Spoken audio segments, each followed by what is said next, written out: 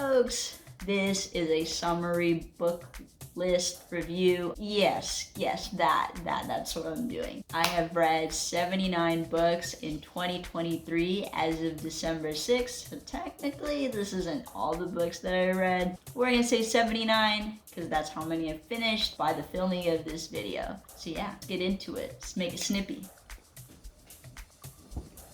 Surrender to your life experiences and you will figure it out. Written by a white guy. Surprise, surprise. A group of Asian Americans are brought together to rob museums across the world for Chinese zodiac art pieces to be returned to China. What does love constitute?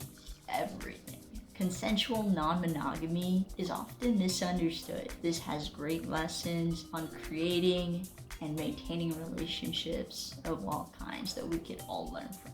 Third installment of Shady Palms, murder mysteries, and honestly, a little predictable. A collection of mini gems from Naval Ravikant's Twitter interviews and his book recommendations. A darker collection of poems that are abstract and dystopian about the climate. An immersive story about friends building video games and worlds together. A trio goes on a mission to dismantle the biggest tech and social media companies in the world, which have the most influence due to their addictive tendencies. Takes place in space and follows characters as they reconstruct regions while revisiting their own memories. Third book in an Asian American romance series, and probably the best writing out of the three that I have read, with surprisingly the least amount of sex than the other books. Jay Shetty's guide to integrating monk practices in the modern world with self-reflection exercises abound. Two boys and their meet cute as they experience a New York summer together. The lives of various indigenous characters and the day that they all meet, and it's so compellingly written. This is just a really quick plug. I have a podcast with my friend Sarah called Contain for the thoughts and feelings we cannot contain. I'm gonna link that in the description. Okay. I'm gonna let me get back to me in a video. Sequel to What If It's Us, and the continuation of the love story of the characters, with more development on the friendships and honest conversations that you have to have with your exes. A series of life lessons from a Lebanese American author in the 1900s. An ancient Hindu text about a battle and the lessons that we can learn from those choices. 5 warning signs to look out for when looking at CEOs, including when they prioritize their ego and self-promotion over the good of the company.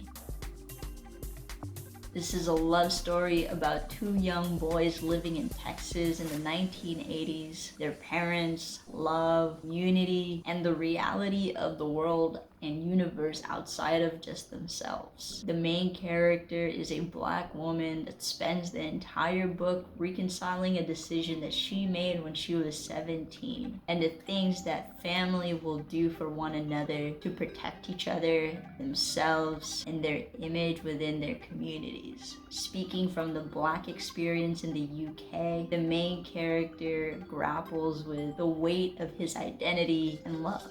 Matthew Perry, rest in peace, aka Chandler Bing, and his life as an actor, his relationships, and largely his abandonment and his sense of not feeling good enough, leading to many years of addiction. A New York teenager's parents decide that she is going to leave junior year to move to South Korea, and it is a journey of realizing that home is multifaceted and very much intertwined with our identities. A lesbian retelling of Cinderella, Ash's story centers on the grief of losing her parents and her sense of self before she can even consider being loved and loving herself again. A multi-dimensional assessment of the self to determine success, happiness, and a trajectory that harnesses your skills and your desires. A teen love story between the new girl in school and athletic jock Captain Dude of the robotics team as they meet in the robotics team.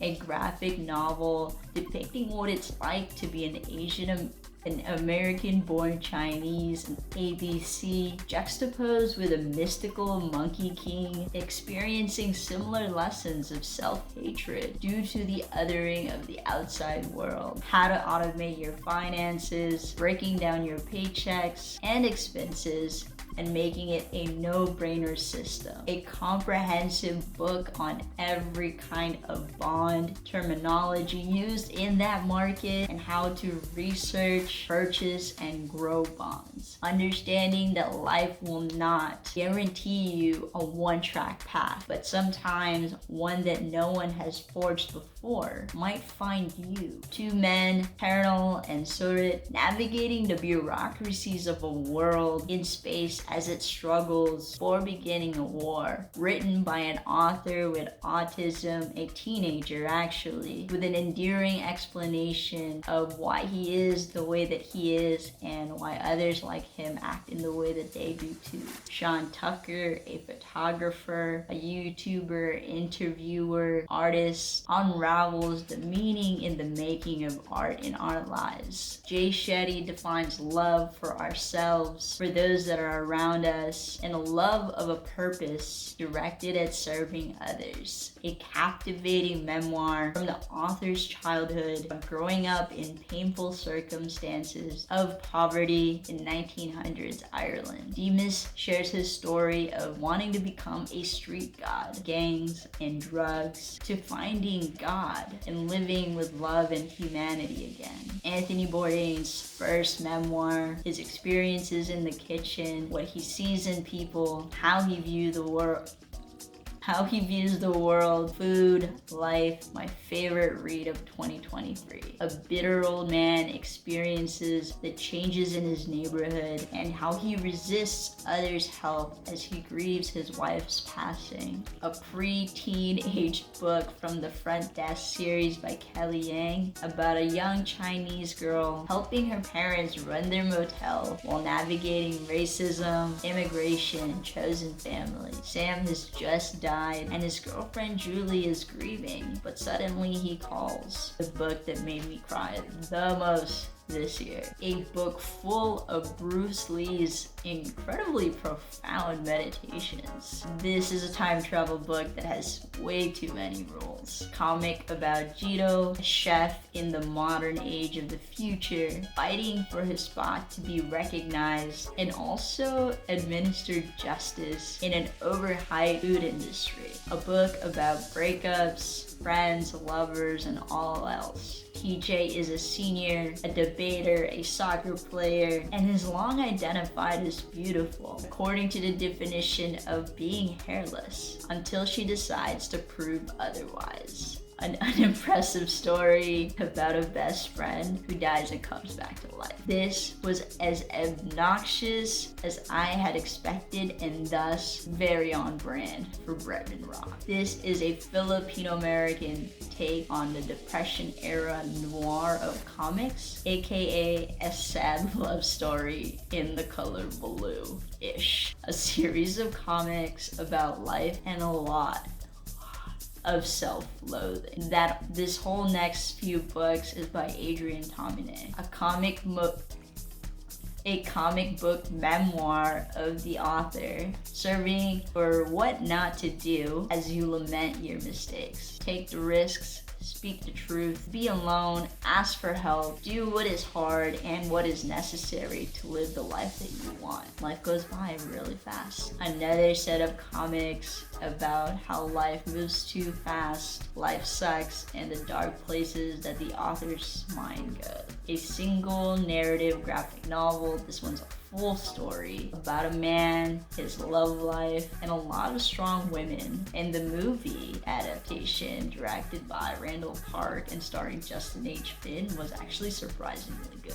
Better than the comics. This is a series of comics about life, namely people being stagnant in their lives or in envy of others' successes. While I appreciated him sharing his experience especially of finding himself in his body, is, I know I can relate to that. And the writing wasn't very good. A story with a dialogue about the sensationalization of things through social media. A series of hopeful stories and lessons from Filipino people hiding from the Japanese during their occupation. Strategies on modeling a world in which we are not alone, nor should we be expected to work alone. A great book. It is a Gallup study of 80,000 managers that were interviewed to find who and what is the best manager. I have a video coming out about that. This one's in the title. This is a sequel to an absolutely remarkable thing. Honestly, this was weaker than the first because it jumped around too much in trying to have the perspective of multiple characters throughout the whole story. Written by a South Asian woman, a series of poems about the politics of her country, being a Pakistani Muslim. Compilation of interviews of Anthony Bourdain. All honestly not that interesting. Read his books instead. Not Your Sidekick series. This is a superhero series that is actually really diverse and inclusive, taking place in a dystopian future in which resources are scarce and there are barren lands away from the big cities where people don't actually live anymore. Quite the historic life of Malcolm X. Something I am finding in common with many successful people and leaders is an obsession with their paths, be it the dangerous ones that they choose to embark on or the ones that they are eventually meant for. Self-explanatory book title. I definitely recommend this one, especially if you manage people or you want to become a better leader. It has great insights and tangible action items. The lesson is that if you believe something, you can accomplish anything, and belief is half the battle. But I personally think that Buy This, Not That, and Die with Zero are better financial books. A first-person retelling of the Japanese invasion of the Philippines from a woman who essentially becomes an informant to the Japanese in order to survive. Told from 3 perspectives, this is a beautiful book about the lineage and history of an Iranian-American family. This is a very sweet enemy-turned-lover story between a high school girl and a famous actor, but much more about the girl's need to define herself outside of her parents' expectations. This is an invaluable book for creators on how to make things go viral through creating great systems for your ideas and your execution. This was my favorite nonfiction, like personal development. This was my favorite personal development book of the year, and it goes through communicating as effectively as possible, leading with compassion and understanding. A graphic novel about a young queer boy experiencing summer camp, his refuge, but still not being able to avoid the discrimination of his identities. This is a lovely collection of poems by a Chicago queer-based artist, a Chicago-based queer young adult navigating the world as they find themselves. A book capturing the vulnerability required to maintain clients and your work. I actually did a video on this, but instead talked about friends and vulnerability instead. Who are we outside of our parents' expectations? A quirky book depicting a man's life in list form. The funniest book I read all year. A story about a Midwest Native American community experiencing belonging, responsibility, and the impact of drugs on their community. So that's my list, 79 books. It is wild that I even read that many this year, but I wanted to go over like a few of my really favorite books for you to think about. 21 Truths About Love by Matthew Dix. Funniest book I read all year. Book that made me cry the most is You've Reached Sam by Dustin Tao. My favorite book that I read period was Kitchen Confidential by Anthony Bourdain. And then my favorite personal development book is Nonviolent Communication by Marshall V. Rosenberg. I will say that reading has helped my memory so much. It has helped me identify and understand more people's perspectives. Even when I am in conversations with people, I think from the perspectives of all the people's voices that I have read from and the different ways that they would approach a conversation. I'm a much more well-rounded person because of all the books that I read. So hopefully you enjoyed this video. I'll see you next year.